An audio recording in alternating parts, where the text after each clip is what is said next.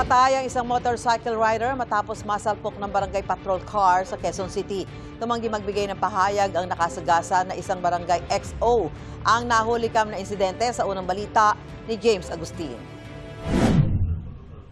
Masdan ng isang motorcycle rider na galing sa Road 8 sa Project 6 Quezon City alas 12:30 ng tanghali kahapon. Nagminor pa siya habang tumatawid sa Road 1 nang biglang nasalpok siya ng barangay patrol car. Naisugot sa ospital ang 31 anyos sa lalaking rider pero binawian ng buhay bandang alas 8 kagabi. Pagdating sa may intersection, tinamaan ng barangay patrol car itong motorsiklo ng biktima. At dahil sa impact, itong si biktima ay tumilapon at tumama sa windshield ng barangay patrol car, sir. Nabasag ang windshield ng patrol car ng barangay Nagkaisang Nayon. Bakas din sa motorsiklo mga pinsalang naidulot ng aksidente.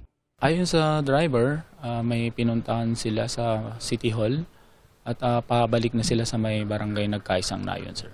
Ang biktima naman po natin ay galing sa kanyang karinderya at ayon sa kanyang mga kasama ay magdi-deliver lamang ng in-order na pagkain. Nasa kustudiyan ng QCPD Traffic Sector 6 ang 52 anyos sa driver ng patrol car.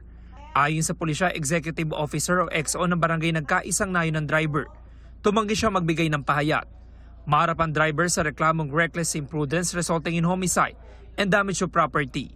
Ito ang unang balita. James Agustin, GMA News.